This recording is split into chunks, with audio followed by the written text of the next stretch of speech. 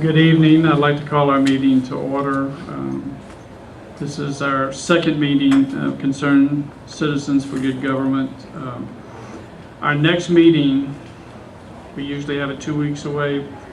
Our next meeting is going to be July 18th because July 4th falls on a Monday this year. So our next meeting, same place, same time, but July 18th. We have a special speaker tonight, Gus Rantz. He's in the race. He's a candidate for the 3rd Congressional District. See if we can get that a little better. How y'all doing? Right. Terrific. Terrific. That's what I like to hear. Well, look, thank y'all for having me today. My name is Gus Rantz, and I'm running for U.S. Congress in District 3. And if you don't know District 3, it goes from Morgan City to Lake Charles, all along I-10 from the border to the basin, and south to the Gulf. 750,000 people. And my job is to be in every town, every parish, and meet every last one of them. So needless to say, I have a great wife. My wife, Andrea, she isn't here today, obviously, but I'll tell you, I'm very blessed to have a wife of 13 years who can keep 3, and let's be honest, sometimes 4, children in line and allow me the time to come talk to you. And trust me, if Andrea was here, you'd know, and really you could see that I definitely got the much better end of that deal. But what you may not know is that my soft-spoken farmer's daughter wife is the one who turned to me a few months back when I was carrying on with the news about one thing or another, looked me straight in the eye and said, "Why don't you do something about the direction of our country?" And so, like every good husband, I do exactly what my wife asked, and here I am. I've always had a passion for politics, and I love this great country. I'm running for Congress because I want to lead the next wave of accomplished, accountable leaders in Washington. So I made my announcement a couple months back that I was running for office. With a big smile on my face, I announced it to the world. Now, why on earth would you want to do that? Is the reaction I received from several of my closest friends. Why would you want to fight that battle every day? You have a great business, a wonderful life, as you can see, a wonderful hairline. And my answer was the same back then as it is now. The fact that you're surprised that someone like me would want to go to Washington is the problem with Washington. We've allowed the virus of big government and bureaucracy to keep good people from serving. Like most of you, I'm fed up with our federal government. But I still believe in this country. I've been very blessed. The life that I've lived, as Carol alluded to, truly defines the American dream. I was born in government subsidized housing, son of a college dropout Vietnam veteran, struggling to find his way, and a divorced teenage mother. And basically what that means is we were poor. But I never knew it. You see, I was blessed to have 2 loving parents who had each other and their faith, and they taught me through their example that by working hard, getting an education, and dreaming big in this country, in America, no one's future is predetermined. And I know I've been blessed. I've had mentors, coaches, parents, friends help me all along the way. I was able to go to college where I played baseball. I met my wife and got married. I went to law school, I started a family, and then started a business. And today, I've built a hospital system that employs nearly 2,000 amazing men and women all over this country. And they care for critically ill patients in small town hospitals all over this country. And like most, we started very, very small. In my case, we were trying to save a single struggling hospital. A hospital that was going to miss payroll if we didn't step in. Desperate to keep the lights on, we rolled up our sleeves and we went to work. And through tremendous efforts and sacrifices and a wonderful team around me, we kept that hospital open, and it continues to serve critically ill patients to this day. And that little hospital right here in Louisiana, right here in Lafayette, would be the first of many we had the privilege to help turn around. And we did all of this despite intrusions and red tape and bureaucratic incompetence from our own government. It doesn't take a brilliant Ivy League plan or billions of dollars in investment to build a business. It takes a lot of hard work, a great team, and some common sense most of us learned as children. Let me tell you a story that shaped my life. As a little boy, I remember grocery trips with my parents. On every trip, we had $35 to spend every time we went to the grocery. So on every trip, we brought one of these. And for those of you who may not know, this is what a calculator used to look like. And I remember it like it was yesterday. My mom would put something in the cart and my dad would add it up. Hot dogs in the cart, Dad would punch in the price. My mom would shuffle through her coupon book and grab the next item. My favorite was tuna helper. At least I think it was my favorite because God knows we had it so very often. My mom would drop it in the cart and Dad ran the numbers. It was a very complex operation. You punch in the price, subtract the coupons, and figure the tax. That's how we shopped. We were on a budget and we couldn't go over because there was no money. We had $35 to spend, that was it.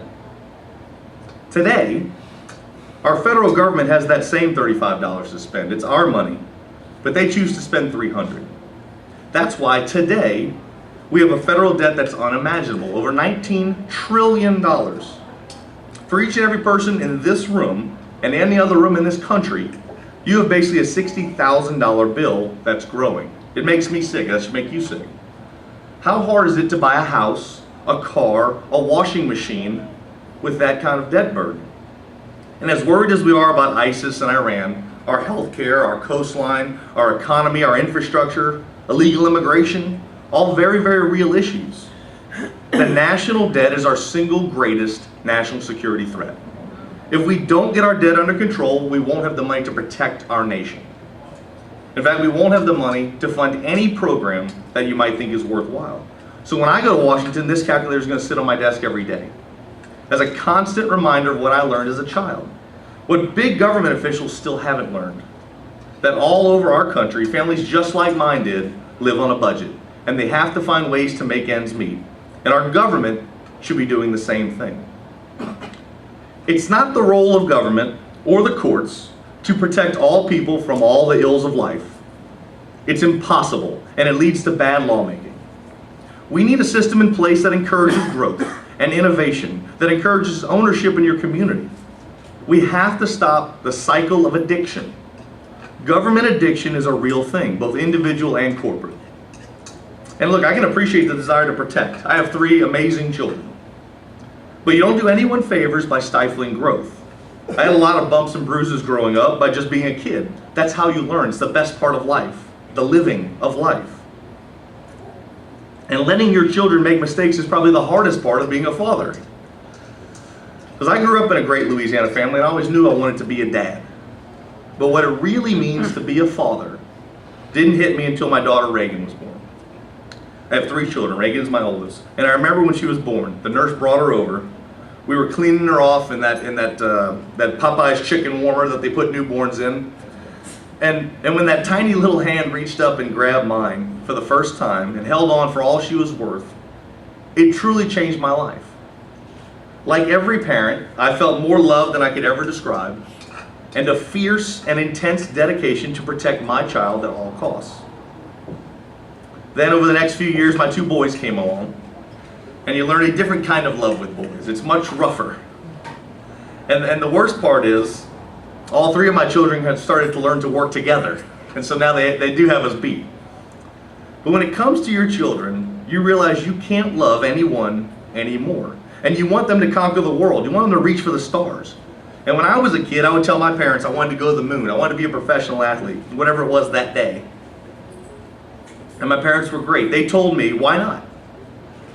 Someone has to be the next great pitcher, the next great chef, the next great doctor.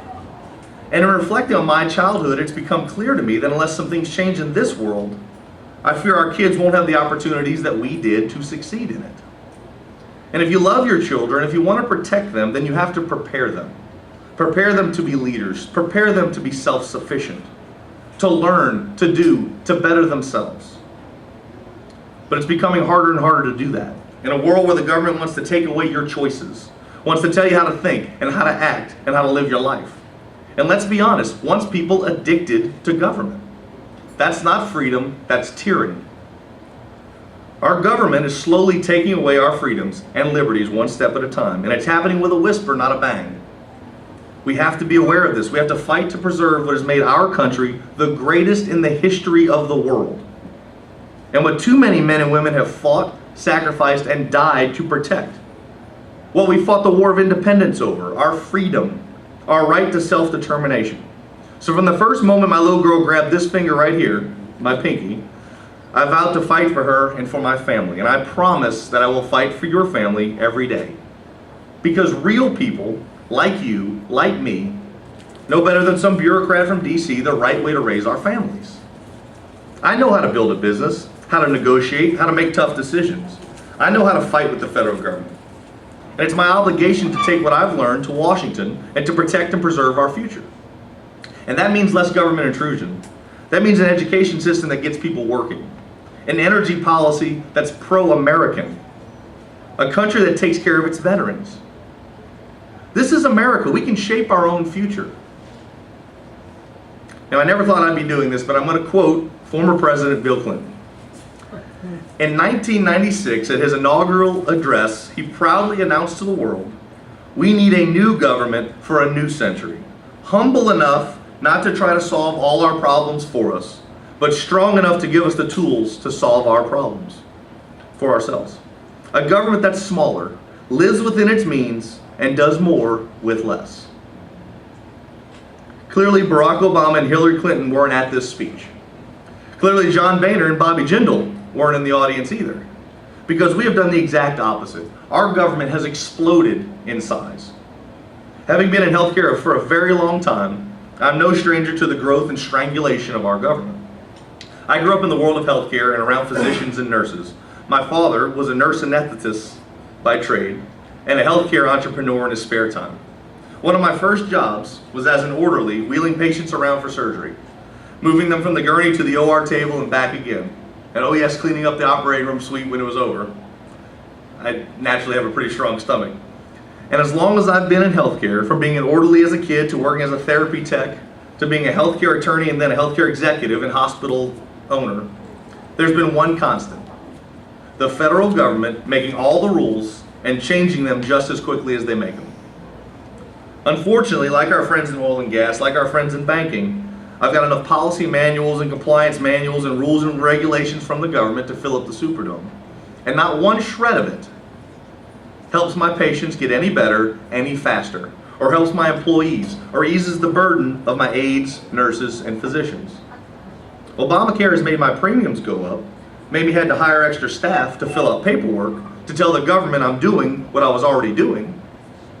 But what healthcare is lacking is thoughtful leadership and planning and incentive to get all the provider types rowing in the same direction. We were so scared of fraud and abuse that we've created billions of dollars worth of red tape and inefficiencies, and that's not a good plan.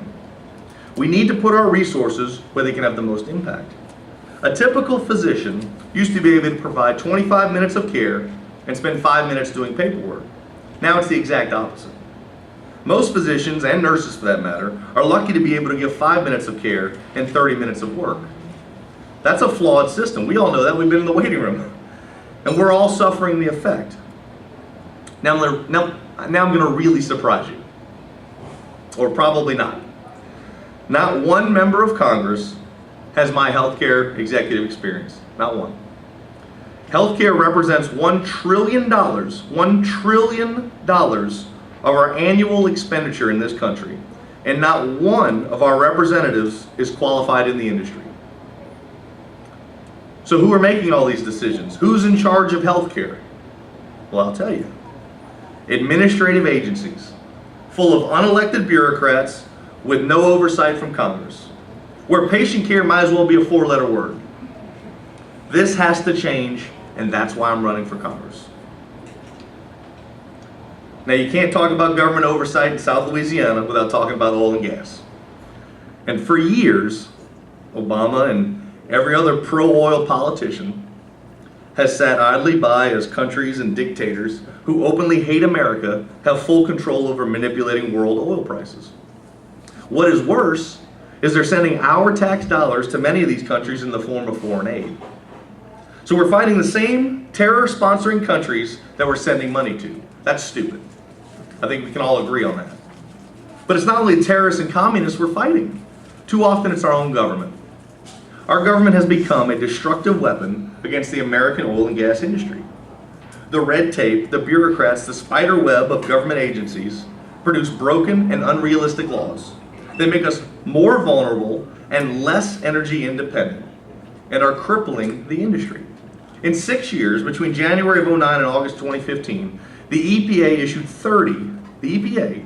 30 major regulations, which the government estimated would increase regulatory costs by more than $57 billion with a B.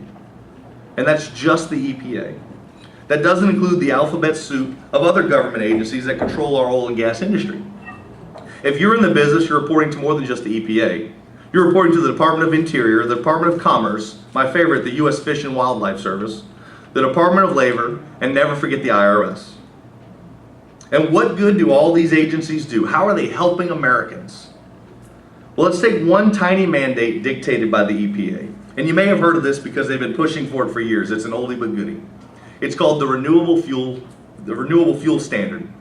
This one standard controls just how much ethanol is in the gas we use to fuel our cars. And the EPA is and has been pushing hard for all of us to use a gas called E15. And so this is the point in the time where everybody's tired of hearing me talking, so we're going to do a little bit of an experiment, and we're going to kind of get our blood flowing. I'm going to come back to the sheet in a moment. So raise your hand if you or someone you know drives a BMW or a Mercedes. That's good. We're looking for fundraising hosts, so that's perfect. Keep them up. But please raise your hands. Keep them up. I'm going to rattle off all of these car types, and I'll get to my point in a moment. Raise your hand if you will. If you drive a BMW, a Mercedes, an Infiniti, a Nissan, a Volvo, a Chrysler, a Mazda, a Mitsubishi, a Subaru, a Hyundai, or a Kia. We're almost there. We're still not done. How about an older than 2014 Volkswagen, Audi, Lexus, Honda, Acura, Jaguar, Land Rover, or Porsche? And last but not least, a 2012 or older Ford and GM.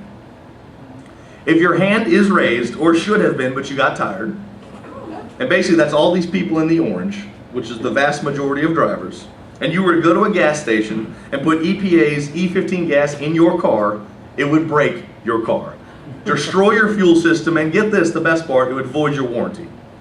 It'd be like putting regular gas in a diesel truck. But bureaucrats, lifers at the EPA, are forcing oil and gas companies and auto manufacturers to spend massive amounts of money to make and use a fuel we don't want, a fuel that would break most of our cars. And if we put just half that effort into weakening OPEC, our industry could come roaring back, and we'd be able to turn the tables on those countries monopolizing the industry. But what do? We have had a president who has turned his back on virtually every ally we used to have, including our border ally Canada, by blocking the Keystone Pipeline, all the while capitulating and doling out presents like it's Christmas morning to Iran. The plan to get our oil and gas industry back on track is somewhat straightforward. If we drill and produce more, we have greater control over the price of oil. But we need a foreign energy policy that is on the side of America. And it's not about economics, it's strategic. Increased American oil production keeps our US dollars out of the hands of dangerous countries that hate America.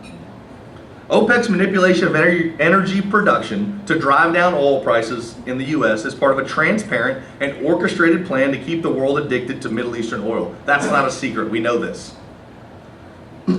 Secondly, the most important thing we need to do is bring government oversight back to state and local governments, especially environmental regulations. They should be shifted from the federal government to the states. We've got to take power away from those career bureaucrats and lobbyists who don't know anything about our state. And there's a playbook already. It's called the Constitution. Congress is supposed to write the laws, and the executive branch is supposed to follow them. Nowhere in there is the administrative agency branch. But far too often, nameless, unelected pencil pushers with all the answers and no real-world experience are given unchecked power to interpret our laws and make policy however they see fit.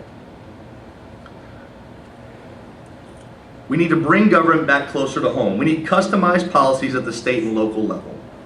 We know our community best. We know our local leaders and their staff. We see them at the grocery store. We see them at the ballpark. We know who to hold accountable and who we need to work with. And we can do this. We're Americans. We live in South Louisiana. We're problem solvers. If we work together, I know we can get our economic engine roaring again. Let's get the government out of our way. Working together with a great team is the key to any successful venture. Garnering wisdom and advice from those that went before us has been the cornerstone of my company's success. Unfortunately, as human beings, our greatest weakness is that we don't learn very well from those that went before us. We get consumed with our daily lives and our daily noises and struggles and often forget to listen.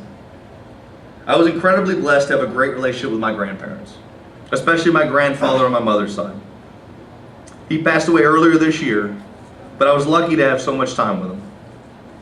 My grandfather, Edgar, was 92. He would have been 93 the week he passed away, and he loved to tell stories, and I loved to listen to him. We would go to lunch every other Thursday, and we'd have our martini.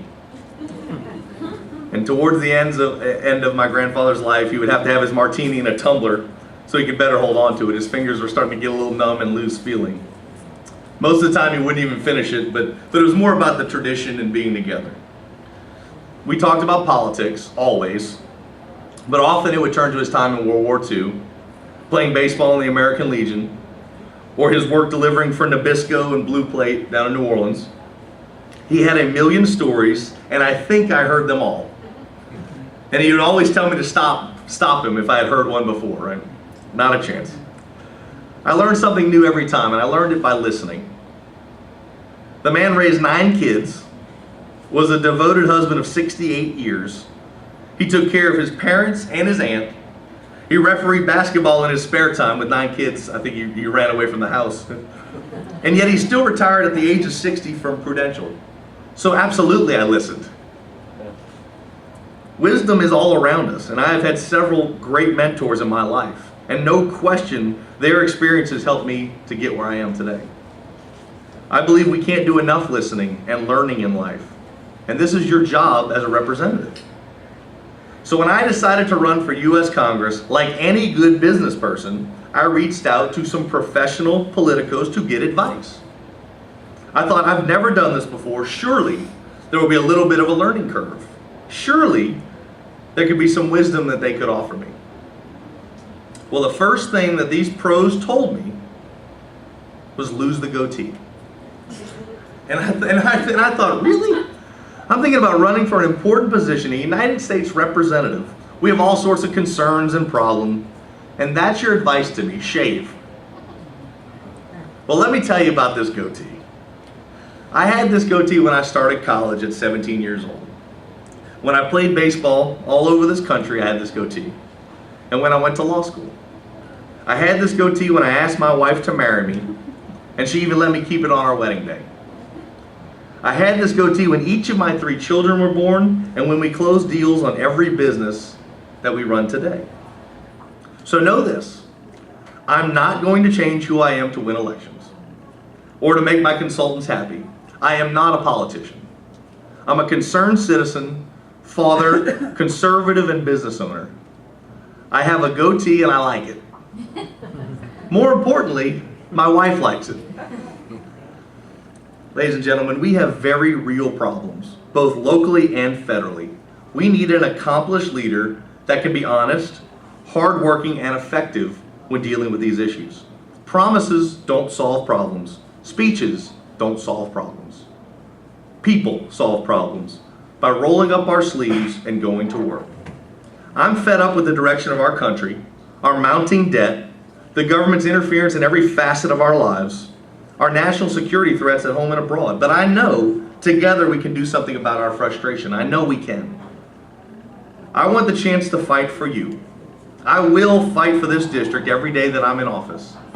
I'll remember where I came from, and I will be accountable and demand accountability of those around me.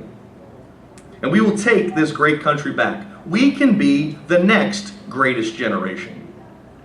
The hardworking people of this district deserve first-class representation from someone who wants the job, not just the title. My name is Gus Rantz. I have a goatee, and I'm asking for the opportunity to be your congressman. Thank you so very much for your valuable time. I will be happy to answer all the questions that you might have for me today.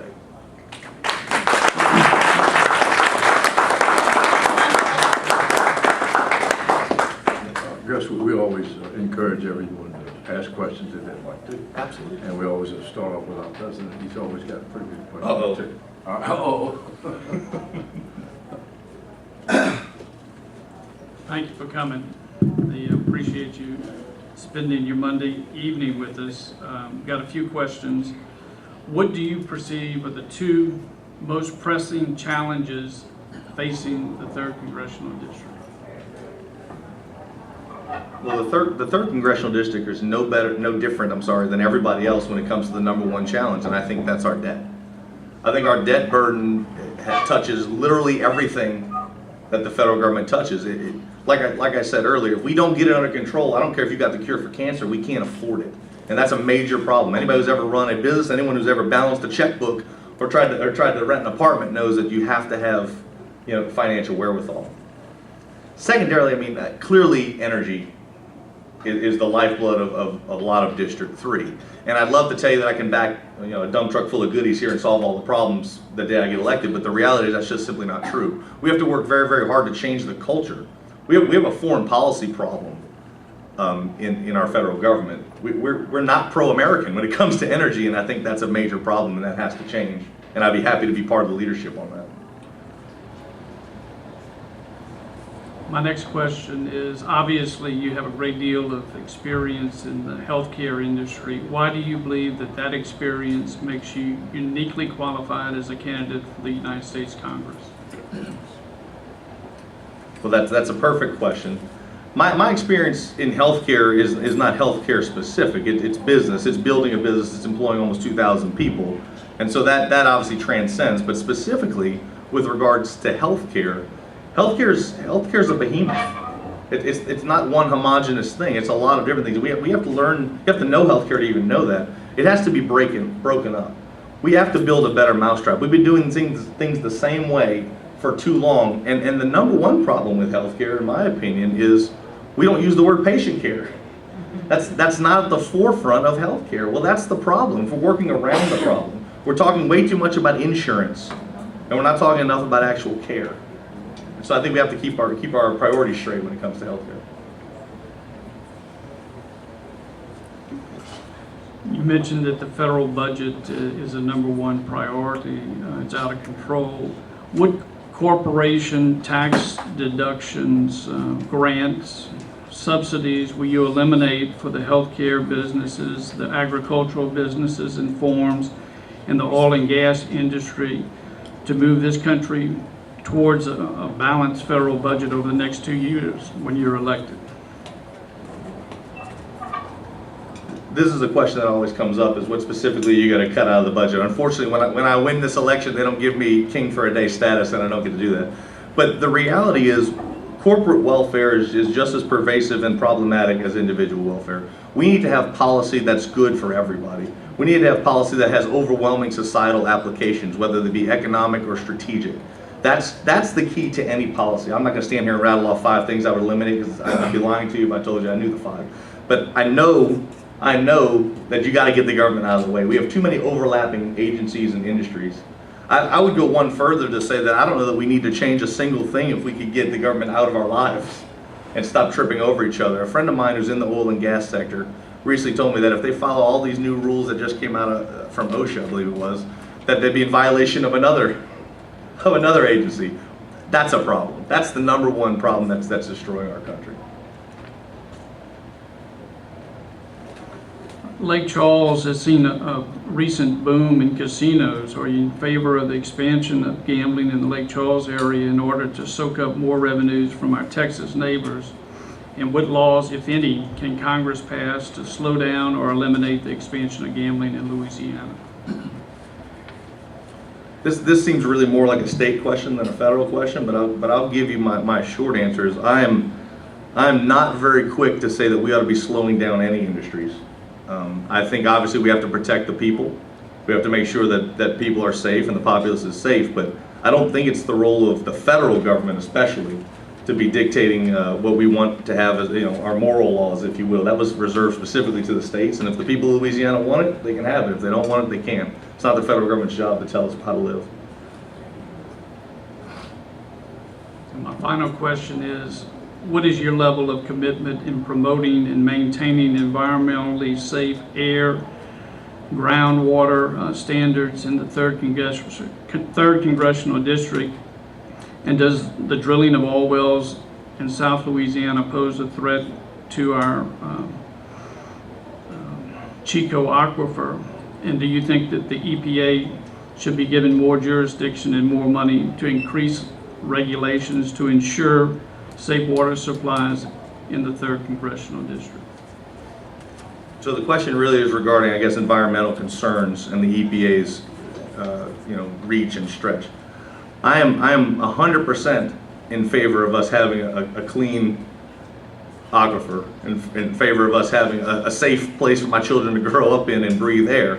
However, the vast majority of what the EPA puts their foot into and their finger to is politically driven. It's not science driven at all, and that's the problem. The EPA has a lot of other goals other than keeping us safe, and that's why I want to see that come back closer to home, especially our environmental concerns. Nobody wants to have polluted waterways. Nobody wants to have polluted air, but what the EPA is doing is 10 steps beyond making sure we're safe, and that's the problem with the EPA.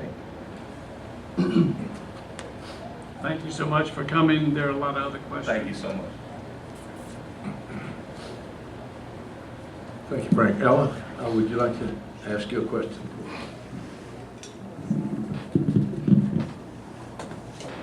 Hi, Ella Arsamon. Actually, I have 3 questions. With a country that has a $19 trillion debt, how can we afford to continue sending money overseas to other countries? And how much does America send to other countries, and what countries do we send money to? Well, that's a wonderful question, and the reality is the answer is not pretty. We can't afford to be sending money, especially to countries that hate us. That's not in America's best interest. And until I'm convinced otherwise, I'm going to continue saying that. I'm sure there are occasional reasons where we want to make sure that we're leading the way and not falling behind, but sending $150 billion to Iran when we have problems here at home is, for lack of a better word, moronic. That's not a good idea. So the reality is we shouldn't be sending all this money overseas. Now, if and this is a big if, there's a strategically important reason to do it, I'm willing to have that conversation. I'm not going to rule anything out. But on its face, no, there's no good plan. And I don't know the number offhand. It's staggering. I can tell you that.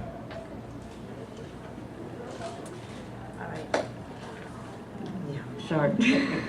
I'm heavily involved in education, and I'm of the firm belief that it is a parent's job to prepare their children to enter kindergarten. What are your views on the educational system in Louisiana, and what can be done to get all stakeholders involved in the education of children, especially parents? Education, first and foremost, needs to be as close to home as possible, right? We know best what's good for our children and what's going to help them get a job and put food on the table. Too often, this is when the federal government gets their fingers in it.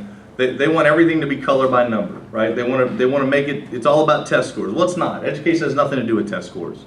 It's about preparing young people for their future. It's about making sure that they can provide food for their family. Hopefully they can get a professional grade job and never have to worry again. That's what education is really about, preparation.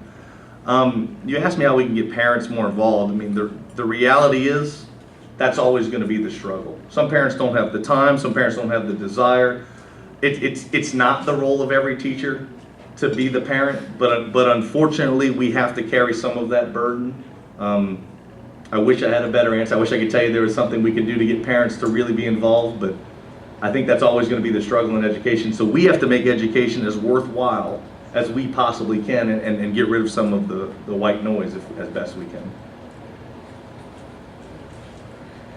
My opinion on that one is we need people who are at the state level in education to have an attitude about talking to parents or encouraging them to be a part of their children's lives and not just count on teachers or other people to do it. I don't know, when I listen to people from the State Department of Education stuff, something seems missing. They're too quick and willing to step up to the plate and do the job of a parent. That needs to change a little bit. How that's done, you know, you're right, it's a hard one to tackle and stuff, but their attitude about education needs to change too.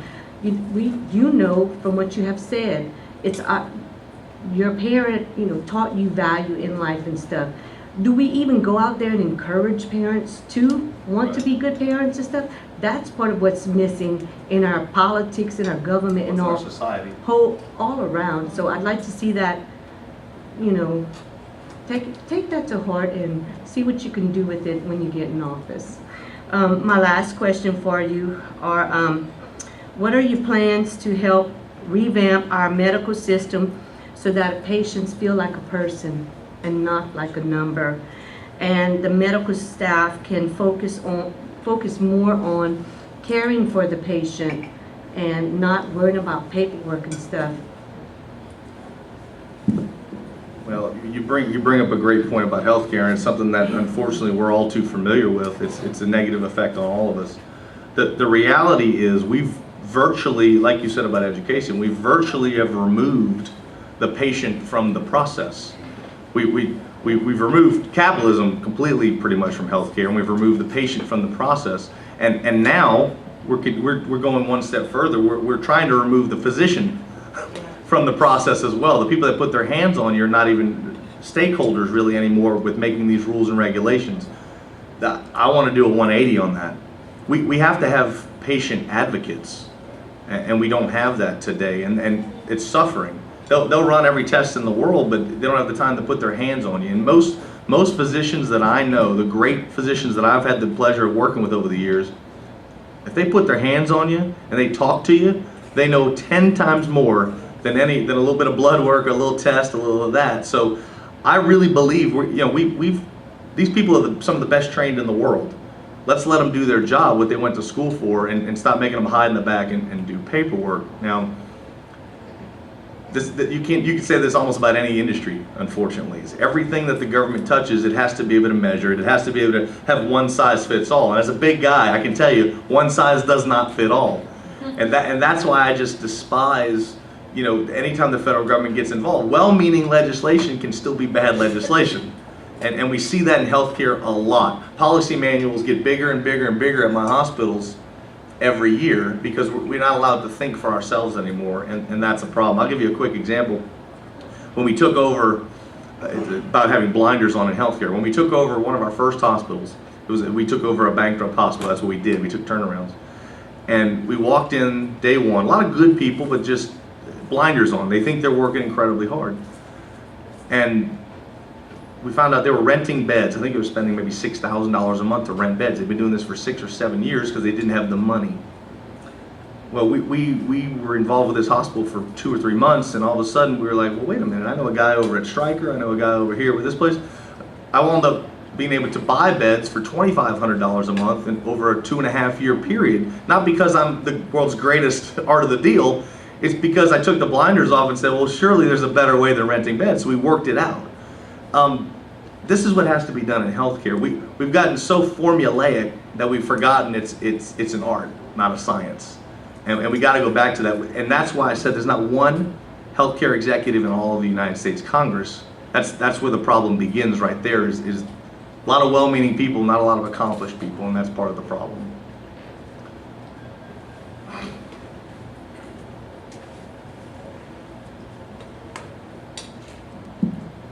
Is there another question out there? Mr. Jim? He's always got a great question, so I'm picking that on him tonight. So it looks like that's going to be a funny question, too. Exactly. Ed?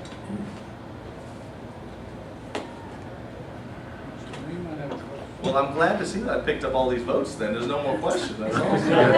Satisfied everyone. Yeah. Jim Reeves. Jim, thanks a lot for coming. I've been pressed to come up, it seems. I have a totally inappropriate question that you may not want to deal with at all, but it's on my mind. It has to do with I-49. I cannot get that out of my mind. We as an organization have listened to both sides of the issue. We've heard a lot of testimony from different experts. And from what you read, some of the experts are saying, well, it's all settled. All of the citizens approve of I-49, and an overhead highway right through the center of our city. Now, I particularly don't think that's true, and I don't myself approve of that. Let me just take a count. How many approve of I-49, but you'd like to see something that, other than an elevated highway right through the center of our city? Would you raise your hand? Pretty good group. That's what I thought. Yeah, I think we've heard enough to know that that's not in the interest of our city. And I've talked to our president, and I've talked to Carol, I don't know your office. A helper. I really think our organization ought to take a stand. We ought to come out with a statement, make it public, as widely published as possible, so the public will understand that we as an organization have a stake and that we have an opinion and that we're taking a stand. I don't know the procedure to do this. I don't know the ins and outs. So I will leave that with our offices and our board, and hopefully we can get that done. So as I say, it's a totally out of the range question for somebody running for your office. And yet you may want to express an opinion. Thank you. And thanks for coming. Thank you so much. Look, I'm like everyone else, I'm tired of talking about I-49. I've been seeing that sign for 30 years. I think one of the biggest problems I have with the entire I-49 process is it's the epitome of government gone wrong. How many hundreds of millions of dollars have we spent on designs, on plans, on this? We've all seen it. We've all been to meetings. Some people have long since passed and gone who were in on the process. At some point in time, we do have to pick a plan and move forward. And I'm with you. I've heard several things. I thought it was settled about, I don't know, 6 months ago. I was at I don't know if it was a ribbon cutting or what it was, but all right, we got it. We finally got the money, we got everything committed, and then this latest, snafu has kicked up. I don't know enough about it to tell you which plan is right, but I know it's time to pick a plan and move forward. You don't have this luxury in business. You don't have this luxury of, oh man, I got a tough decision. I'm going to go get another office, or I'm going to resign, or I'm going to wait for the next guy. At some point in time, you got to make it. You got to make the tough decisions, and that's what people are hired to do. And stop wasting money with zoning and this, that, and the other. I'm with you. I think it's time to make a decision. If the people get together, they make their voices known. I think you need to do that. If you are vehemently opposed to one plan, the world needs to know it. They need to know it. Because my understanding is that this was settled, the settled issue about 3, 4, 5 months ago. So I don't know enough about the plan through the center of town. I don't love that idea.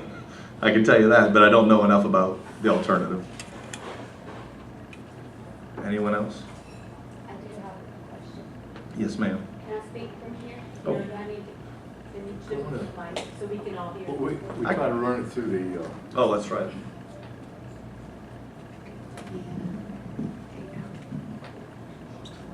You've mentioned it a few times.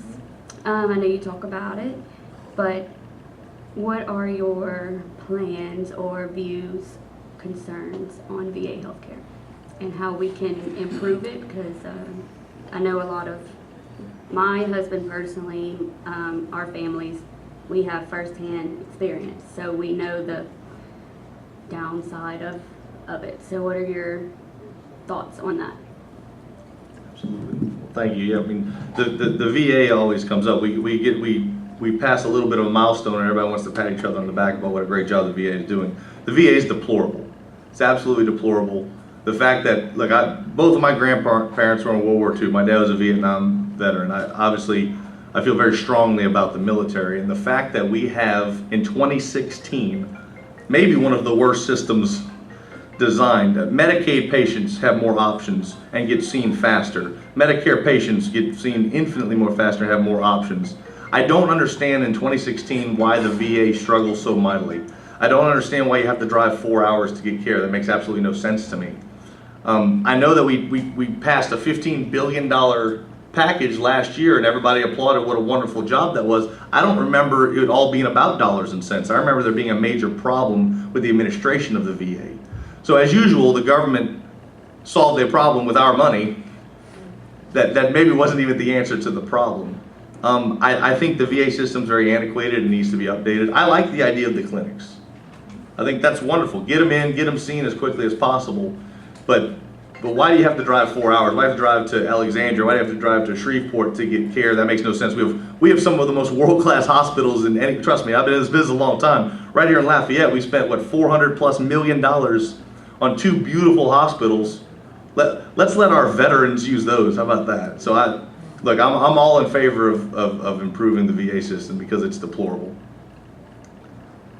I'd like to add a little something. Yeah.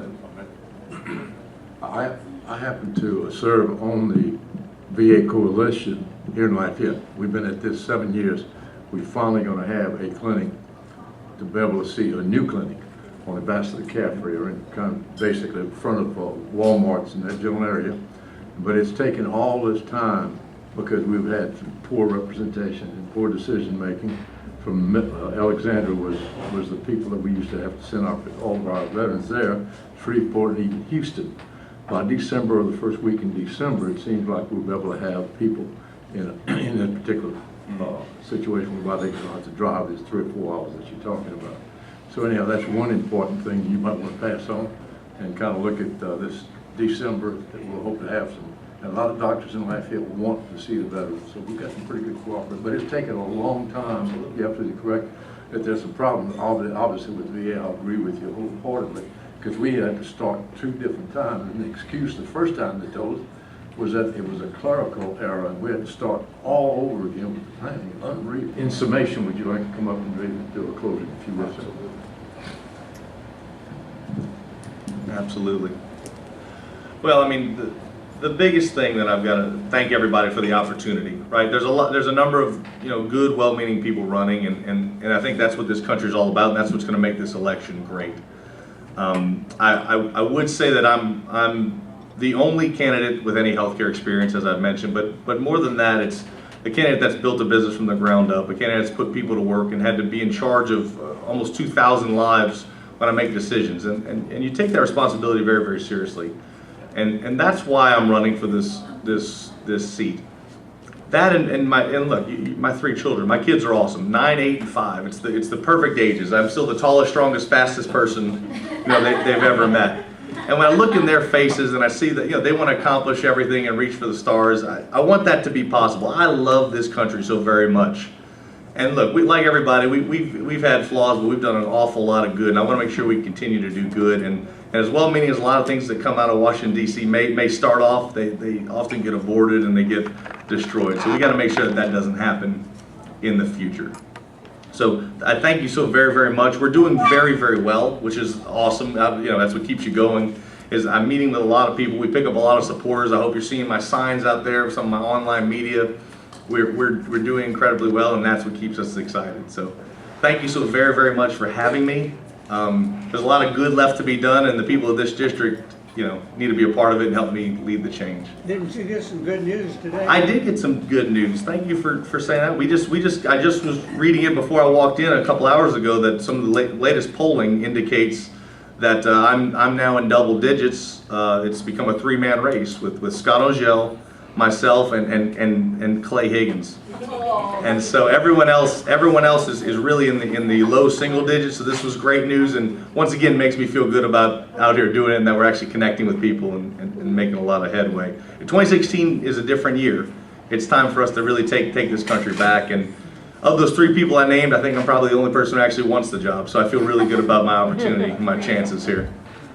I'm going to shout out a question from here. Okay. Do y'all have a debate forum set up that the public could go to? Because I would love to see all of y'all at once being asked the same questions and hearing how all of y'all respond to them. Do y'all have something lined up? The question was, for those who can't hear, is do we have a debate or a forum lined up? I know that there are some in the works. I know that we've said yes to virtually everyone that asks, because as wonderful as we're doing, I still got to get my name identification up and out there. So we hope so. I hope that everyone will attend. We try to attend everything we possibly can. Stay tuned, I guess, is the best answer for that.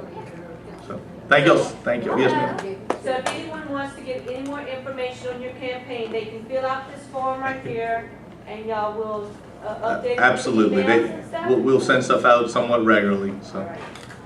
All right. Oh, the other thing, that's right. I don't know if anyone here is an LSU fan. I know he's a Razorback fan, so we'll exclude him. But we have an endorsement from Skip Bertman that I hope many of you have seen, and that was really a good one. There's an online video and some radio spots and all that. So I was very honored to get that from Coach Bertman.